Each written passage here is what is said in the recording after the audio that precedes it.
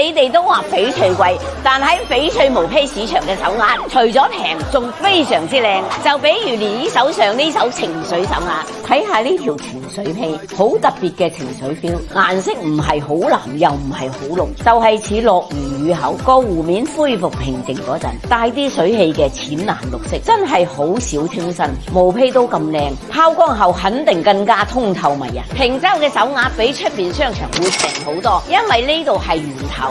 如果揾到自己做貨嘅貨主，價錢就更加低啦。就比如漣漪係自己買石頭翻嚟，自己加工嘅，價錢梗係有優勢啦。你想退換都好方便，我而家就攞一條去加工，俾你哋睇睇。